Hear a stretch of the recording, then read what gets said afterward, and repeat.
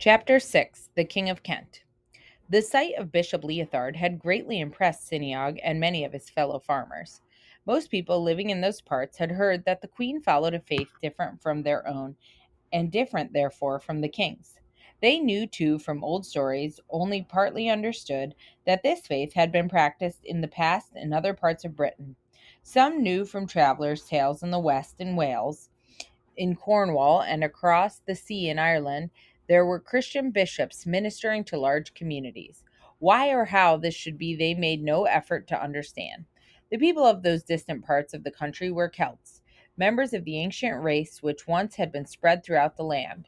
Of them it was true as in the old song sung by many bards: their God they shall praise, their language they shall keep, their land they shall lose.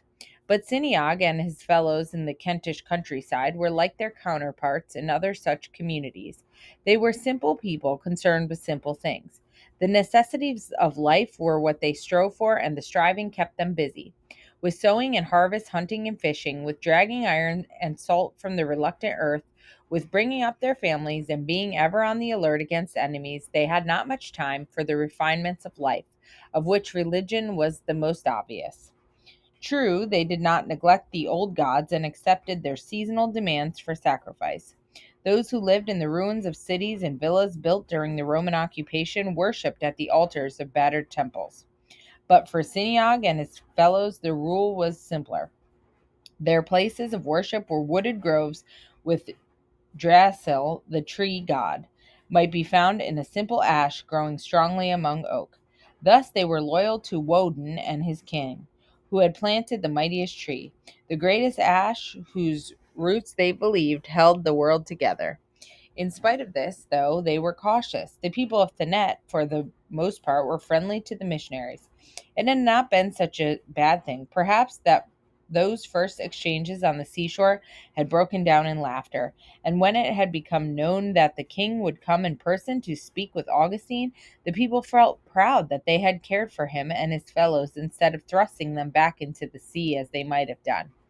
There were the inevitable few who dissented from the general opinion. Of these, the loudest was Hardra, a man taller than most of these English, and therefore, by sheer physical presence, a leader.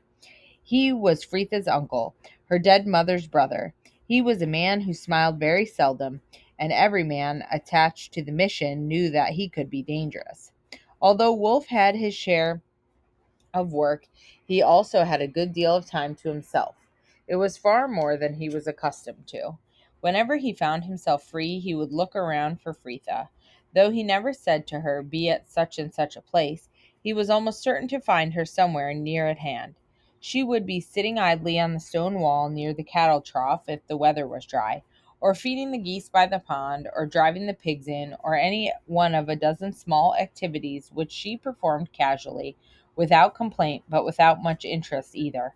She was not like the other girls Wolfe saw about the farms and holdings, for they seemed to toil ceaselessly.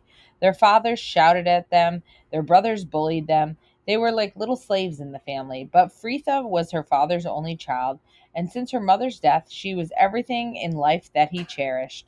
"When the king comes here, Wolfe," she said, "will the queen come too?" "Who can tell? As she is a Christian, then she might come. As a woman who can have no place in the councils of men, then she may not. Oh, I do wish she might come. I have never yet in all my life seen a lady. They say kings and queens wear circlets of gold on their heads, and jewels in their ears and on their fingers, and great brooches on their cloaks. Is it true? I should judge it to be true." Wolfe knew very little more than Fritha about kings and queens, but he told her about the Roman ladies in their light veils that blew in the wind, veils so fine that it was possible to see through them to the gold braids and pins in the ladies wore in their hair, as though they were decked out in stars. "Like the queen of the fairies," Fritha cried in delight. Wolfe looked at her sternly. She was a shocking little pagan. "Like Our Lady in heaven," he corrected her. "Oh, but my uncle Hardra is cousin to a druid, and he says the queen of the fairies wears a golden crown, and Signa, his daughter, has seen her, and so has her brother Uthra. Your uncle Hardra is no friend to Father Augustine, and if a druid is what I think, a sort of priest, then no wonder. But one day soon there will be no more druids in all the land. They will not go because you say so. No, not because I say so. Wolf swallowed his annoyance and was silent, suddenly aware that he was not by a long way clever enough to argue the case. Any one of the brothers could explain, Fritha. And lamely changing the subject, he asked, "Is Uthra that great lout with black hair and a broken nose, the one who was hauling wood this morning?" "His nose was broken in fair fight. That does not make him any handsomer." Fritha plaited her fingers together across her knees and did not look at Wolf as she replied, "Well, I must get used to his broken nose, handsome or no, for he will be my husband one day." Indignation made Wolf stutter. "That fellow? Would you choose him?" "Of course I wouldn't. But what girl can choose her husband? It was arranged by our parents before either of us was old enough to speak." "But he is your cousin, Fritha. You cannot marry your cousin. It's not allowed." "Not allowed? Who will not allow it? If my father wants it, and my uncle too." "Well, you could not if you were a Christian. The church would not allow it." Fritha burst out laughing. "If your church is strong enough to stop my father doing as he wants, then it is certainly powerful." "No, you don't understand." "No, Wolf, I cannot understand at all why your abbot Augustine should decide whom I may marry." Wolf had once listened to the oldest monk in the priory, Father Antoninus, explaining to a young novice exactly how strong and sure was the authority of the church in such matters as this. He wished he could remember the right words now, but all his memory offered him was the patient gentleness of the old man. He went over and over the matter for the novice, who was not very clever. "If you were a Christian," Wolf began again. Then he stopped. He had been going to say something rather shocking. He blushed inwardly. He had thought in one blinding moment that if he could only explain properly about all of this, Fritha could not fail to see the advantages of becoming a Christian, and he, the youngest and humblest of them all, might thus carry home the first convert. This was dreadful. It was dishonest and vain and insulting to the faith itself. It was what Brother Severus called the right rhyme with the wrong reason. None the less, Wolf could not get the idea of Fritha as Uthra's wife settled at all comfortably in his mind. There must be some honest way of dealing with this business. Perhaps her father's heart would be moved when he heard Augustine preach, or perhaps Uthra himself might be converted. But somehow Wolf liked that idea less. He kicked viciously at a stone lying by his foot. It went skimming across the beach where they had been idling all along behind Siniag's 2 cows as they grazed on what green they could find. The stone went as far as a fishing boat that had just been hauled onto the beach with its catch. If Wolf had been strong enough and clever enough, he would have liked to put Fritha into the boat and sail away with her to some far coast where Uthra would never have the power to find her. The king did not come to Thanet, as he had promised, in a few days nor in a week. There was news that he had gone off on a mission to the far ends of his realm, which stretched in the northeast to the borders of the kingdom of Northumbria. The missionaries were obliged to remain where they were, not wanting in any way to offend the king by preaching their faith among the people until permission had been given. Because of this, there was murmuring on all sides. The monks were eager to begin their mission. The local people were beginning to find their hospitality overstrained. Hardra's voice was now heard increasingly. "Who are they? How do we know that they are not warlocks coming to destroy us? Truly, the queen's own bishop came to speak with them, and the king was coming. But the king has not come. He has not come because of his wise counsel, no doubt, some revelation from the gods. Why do we keep these men here with us? We had best be rid of them." Wulfstan was all for us sending to the queen, but Augustine could not be moved. Patience was all he would say. This was the early part of the year. They had been waiting, uncertain and increasingly fearful, for many weeks when word came at last. That morning they had awakened to a great change. Spring had come while they slept. The air was suddenly soft, and the sea had lost its winter color. Beyond the farm enclosure, the circle of the village where the trees began, there was a kind of bloom, a mist of change that would become the green of unfolding leaves. The birds were alert. Overnight doubt had become expectation. And indeed, the monks had barely finished the first office of the day when a horseman came riding at speed over the hill and bore down toward the coast. Away on his left, the sun was lighting the ruins of the old port. The sun shone too on Augustine's face as he lifted it toward the northeast. "Word is coming from the king. At last, may this day see the beginning of our ministration." The monks gathered about him. One thing was certain. Today they would be either rejected or accepted. If rejected, what would become of them? Would they be allowed to depart peacefully, or would they face martyrdom? The messenger reined in within a few yards of Augustine. He called out something that Brother Sylvanus quickly translated. "It is a greeting, father, uncouth, but a greeting. The king is conscious of the delay, but he has been about his land, pacifying and counseling. He sends a delayed word of welcome. Thank him, brother. Ask where the king will speak to us and when." Brother Sylvanus had learned by now to discard his archaic speech and use a freer style. "Does the king intend to come here to conference?" "Yes, to Thanet. He is already approaching from the mainland. He will come to council at noon. In the oak grove above the eastern shore at noon. At high noon, neither sooner nor later." And with this thrice repeated instruction, the messenger turned and rode away. He gave a brief signal with his raised hand, but whether it was a salute meaning farewell or an ill concealed sign against the evil eye, it was difficult to tell. A faint smile moved over Augustine's stern face. "Not only the king fears enchantment, brothers, but the queen will intercede for us. Bishop Leothard has had gentle treatment through her, and so shall we. If the king had been truly pagan hearted, would he have kept his word that his queen should freely practice her own faith?" They had argued this among themselves so often that no one to, replied to it now. As Augustine looked around his flock, he must have seen a score of varying expressions to encourage or discourage him. That brother might not be strong enough. That brother would die willingly. That brother is a plotter and will be cheerful either way. God would be with them, but he had, after all, created them men, not saints, and as men they must live or die. Within seconds of the messenger's departure, word had gone round that the king was on his way. Though his business was with Abbot Augustine, there was no man within miles who would not leave what he was doing and hurry to greet the king. If it had been possible to stand upon some pinnacle in the center of that countryside, it would have been possible, too, to see people moving from every shore of the island toward one focal point. It was as though word of the king's coming had been trumpeted in all the corners of the island. The people were on the move from every farm and every settlement. It was said there were 600 families dwelling in the island, and not one seemed to have stayed at home. They were families of all kinds and sizes. Sometimes a father carried two small children on his shoulder, while half a dozen more followed behind him, with the wife helping along the old parents. Sometimes a young husband and a wife took turns carrying their first child, still in swaddling clothes. Often an aged grandparent was trundled in a handcart, not only from the farms, but from the ruins of the harbor town as they were pouring. These last were ragged and filthy men and women who had dug themselves holes to live in among the dead homes built by men now departed, rather than have the labor of making a place of their own. They scraped some sort of living. Their children were half starved and were covered with sores from rat bites, for the ruins swarmed with vermin. These were not the only ones who came from the town. On the slopes above the harbor, prosperous Roman merchants had built themselves villas of great comfort and solidity. Many of these remained still in good repair, and there dwelt those men who knew how to make a living out of the miseries of others.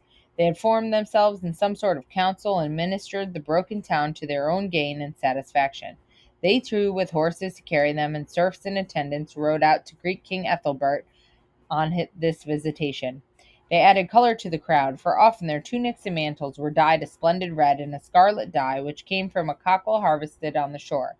It was said that the sun would not fade this color, but rather it grew more beautiful with age. Since Siniog and Hardra and the rest were soon making for the appointed meeting place, it was easier for Wolf to join them, moving at once to Frith's side. There was no sign of Uthra. He must have been about somewhere, and Wolf was constantly looking out for him, anticipating trouble if he arrived, and found Fritha with a companion. And indeed, very soon, though Uthra himself did not appear, his mother, Assuige, called Fritha to come and walk by her side. Wolf fell back a little, but he looked constantly toward Fritha, and she toward him, grimacing when Assuige was not looking. Fritha had taken care with her appearance for once. Her face and hands were scrubbed until they shone, and she had got the tangles out of her hair. It hung softly on her shoulders, looking less white than a fine pale gold as the sun caught it. It would be terrible, he thought, when she was grown old enough to be obliged to cover her hair as all the women did, wrapping a cloth over it and round their necks so that at times they looked like bundles of rag. Now up at the head of what had become a straggling procession, the monks who bore their great cross before Augustine and a banner on which was wrought in colors the image of our Lord, began to sing and chant together. For this was the simplest way of praying together that man might devise. Not all who entered the order were clever enough to learn prayers invented for them by the learned. But if there were some who found the words of the Psalms obscure, the warmth of their upraised voices made up for that, and the sound of their singing rose and swelled in splendor and strength as they neared the appointed meeting place. By the time the procession of monks and the people from the shore reached the place, there was already a good crowd there. There was constant movement as kinsfolk and friends found and greeted one another. It was almost like a fair day, Wolf thought, and he wondered how Toulouse had managed in the juggling last summer.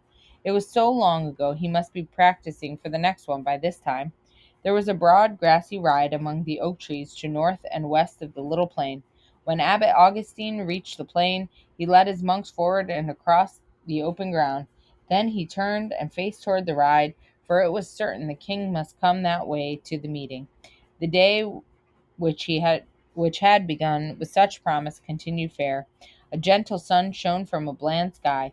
As their elders fell deeper into expectant gossip, the children began to race about, to shout together, and tumble on the grass. It was easy, in the midst of all this, for Frita to leave her aunt and slip back to Wolf. "Will the king come soon, Wolf?" She seized his hand in excitement. The messenger said it would be at noon exactly. Wolf stared up at the sky, sliding his hand out of Frita's with the excuse that he needed to shield his eyes from the sun. If they stood hand in hand in that crowd, someone would be sure to point at them, for they must appear either as a pair of simple babies or else as grown people who have chosen one another, and they were neither one nor the other. Listen! Far away there was the sound of a horn. Everyone there heard it. The chattering ceased. A wave of excitement ran over the crowd. Then they shouted, "It is the king! Our king is coming! The king! The king!" And they ran toward the mouth of the ride, each one wanting to be the first to raise the cry that the king was in sight. A high babble of feverish anticipation took the place of the easy gossiping. How would he be attended? How would he look? Some said he was fair, but others said he was black as pitch in hair and beard and had fierce thick eyebrows. And would the queen come too? And if the queen, why not their children, the young princes? So it went on until the horn sounded a second time, nearer, much nearer, so near that the harshly beautiful sound made Wolf shiver. And this time it was he who caught Frita's hand. "Look!" she cried. "Oh, look, look!" As at the far end of the broad ride, where it curved away from the trees, the first horseman had come into view. There was a light mist in among the tall trees where the sun did not penetrate, and the men on horseback seemed to materialize from the mist. First one, then four, then 10, then a great crowd of them approaching at an easy canter.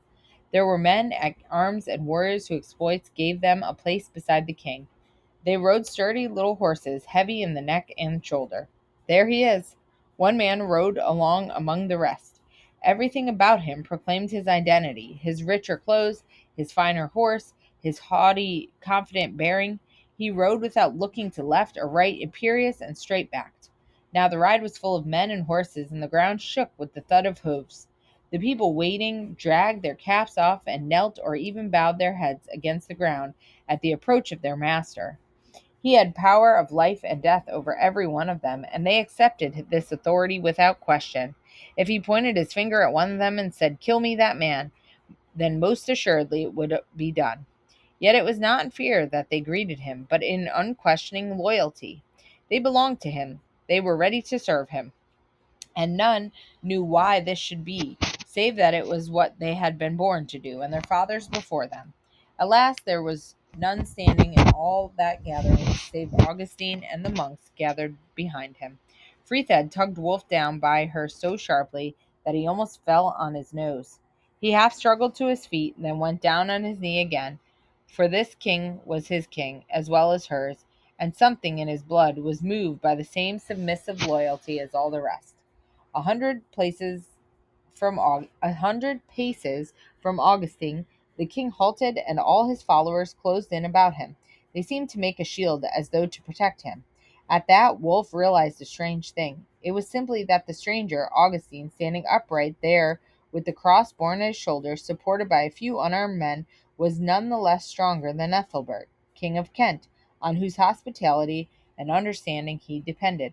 If anyone there was afraid, it was not Augustine and the brethren facing possible death, it was the king and his court. For what they feared was the sharpest fear of all, the fear of the unknown. Frithia suddenly gripped Wolf's hand so hard that he gasped. She was looking past the king, back along the ride among the trees. Wolf turned to look and saw that a second cavalcade was entering what now seemed almost an arena. Is it? Oh, it is! It is! It's the queen! She was riding a gray palfrey, and she wore a white flowering veil, held to her head by a thin golden circlet, then twisting around her neck and over her shoulders. Behind her rode two of her ladies and men at arms, but at her side was Bishop Leothard. The queen rode into the great open space, and when she came within a suitable distance, she bowed to the king, her husband. But then, instead of joining him close at his side, she moved on a few paces. Then she reined in her horse and called to an attendant, who ran to the animal's head and held the rein. Then another attendant helped her to the ground. The grass is so wet, murmured Frithia, who was herself kneeling in it quite cheerfully. Her feet will be soaked. Undisturbed by the wet grass, the queen advanced toward Augustine. She moved gently, steadily, without hurry. Suddenly they saw her sink down on her knees. An extraordinary sound came from the crowd. It began as a murmur, then swelled until it was almost a groan. There was shock in it, and disapproval, and there was fear. There was admiration, too, for the grace and humility of the queen's bowed head and folded hands. The king made a sharp movement forward, then checked and held up his hand, for his followers had moved instantly, and one had his dagger in his hand. To many of them there, it could only seem as though their queen knelt before a god of her own. Since it was known among most of them that their gods were not hers, they could only conclude that a strange god stood before them. Some covered their faces instantly. Others drew their children close, laying one hand across their eyes and with the other making the sign against evil. Augustine, deeply moved by the queen's gesture, put out both his hands to raise her up. But it was she who took his hand and kissed it. Behind the king, the ranks of his followers grew increasingly restive, but still she held them in check, and with them all the rest of the great crowd. Aware of the tension dangerously gathering, Bishop Leothar dismounted and moved to join the queen. Behind Wolf and Frithia, someone said, "He is the high priest of the queen's god." Then does he come to make sacrifice to the god? Within seconds, the word sacrifice had sighed itself over the assembly, changing as it went into something menacing and terrible. The high priest will sacrifice the queen. Someone screamed it out. Startled, the king turned his head. His horse moved suddenly, and he put down his hand to quiet it. Instantly, his followers answered what seemed to be a signal. The sun shone on drawn swords. Brother Lucian was carrying the cross. He was one of those who had learned a few words of the barbaric language spoken by these people, and he seemed to gain some idea of what might happen even before the king turned. He raised up the cross, and the sun caught it and turned it to fire. He moved forward, standing so that the cross was like a great golden weapon, upraised to protect those below and behind it. This time the king dropped the reins on his horse's neck and held up both hands firmly and commandingly. The impulsive movement forward of the men at arms, the chieftains, and the crowd of peasants was checked into a jostle that at last died away into stillness. Augustine, stooping, raised the queen to her feet. He spoke over his shoulder to Brother Sylvanus. "Implore the queen to take me to King Ethelbert." Smiling as she listened, the queen took Augustine once more by the hand, and this time with the confiding gesture of a pupil toward a well-loved master. "Stay quietly where you are," Augustine commanded the brethren. Then he went forward with the queen across the grass. The king did not move. A place or two ahead of him, the queen paused and spoke.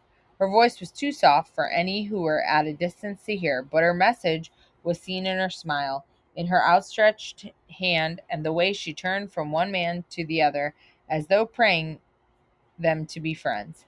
Then Augustine, looking up toward the king on his horse, spoke clearly in words that only his followers and the queen and the bishop Leothard could understand. "May the peace of Almighty God be with you, and in your heart and in your hands, until the day when I shall sign you with the sign of the cross and call you to his bidding." In the intense silence that now held the crowd, the king swung out of the saddle. He went toward the queen. He went within a pace of Augustine. For a second, the two men stood looking into one another's eyes. Then, very briefly, the king touched Augustine on the shoulder. He spoke to him quietly and clearly. I have heard of your message, and I do not fear it for your purpose. If this is your wish, come to my city, and I will give you and yours a dwelling place. And in my city you may preach. The rest is for you. Of all this, Augustine may have understood two words, but by the king's tone and a steady, shrewd look, and by the queen's smile, he knew that the first danger was past. Okay, hi guys. So there's a lot of characters in this chapter. So just to clarify, we have Fritha, the little girl that he met, and then her dad is Siniog, and then her uncle is Hardra, who does not like the missionaries. He doesn't like Augustine. He doesn't like any of the monks. He has a son named Uthra, who Fritha tells Wolf she is supposed to marry Uthra, her cousin, and he says you can't marry your cousin. That's not allowed, because Christians know that that's not allowed. But during that time in history, that was something that people commonly did. So Wolf was trying to tell her, if you became a Christian, the church would not let you marry your cousin. You cannot marry your cousin. And she just laughs, and obviously she does not believe. She's not a Christian, so she doesn't really understand what he's talking about, or um, that's just normal to her. I'm sure she knew other people who married their cousins, but she doesn't want to. So then the king and the queen come, and we know the queen is a Christian, but the king is not. And so she comes and she bows down to Augustine, and as a sign of respect. And they do not like this. Some guy pulls out his dagger, and they're kind of wondering what's going on. But I think it ends telling us a little bit that it is going to be okay, but we don't really know how the king is going to respond. He does say they can go out and they can preach, and that is okay. He doesn't seem to think that them preaching the gospel is going to do anything. He's not worried about it. So he says that's fine and that they can go do it. So this is great news for them. But the king obviously still doesn't believe, and neither do the people really. And it talks about that they worship some Roman gods and some other gods of their land. So they are definitely not even understanding the message that Augustine and the monks are bringing. So we'll see what happens in the next chapter, where they head to.